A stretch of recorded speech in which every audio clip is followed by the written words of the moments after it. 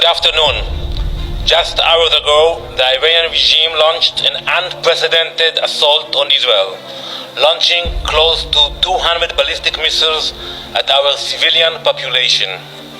An attack on this scale has not been seen since the Blitz of London. 10 million people were forced into bomb shelters. Imagine the entire population of New York City in 10 minutes have to seek shelter. Children, babies, elderly. That's what happened in Israel. The Islamic regime in Iran has now shown the world its true face. They are a terrorist state. For years, they have armed terrorists and rogue states.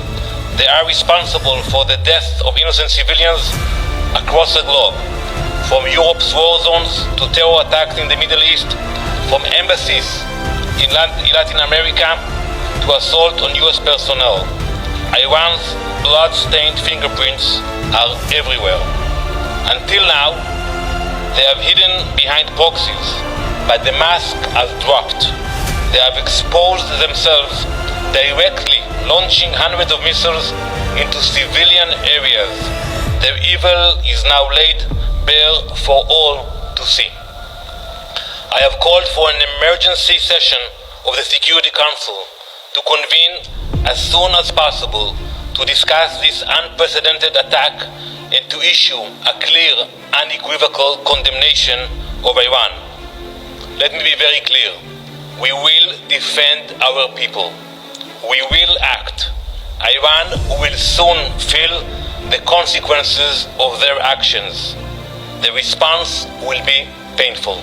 Secretary General has called for a halt to these escalating attacks between Israel and Iran and its proxies, and there is widespread concern about this conflict spreading throughout the Middle East and drawing in the United States.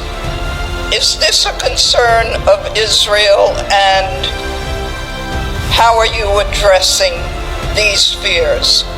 First of all, I will tell you frankly that I'm very disappointed from the reaction of the Secretary General. Few hours after such a vicious attack, and the statement he put out, basically it ignores the aggressor and speaks about de-escalation.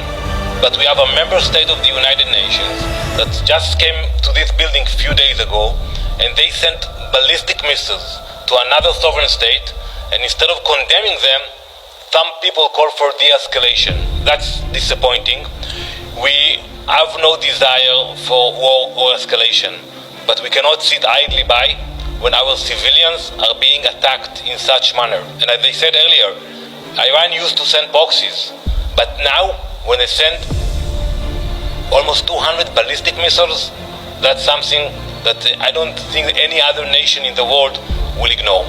Mr. Ambassador, just a quick follow-up.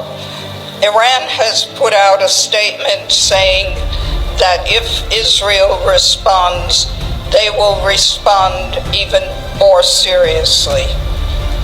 Well, I think I would not advise Iran to challenge our determination, our capabilities.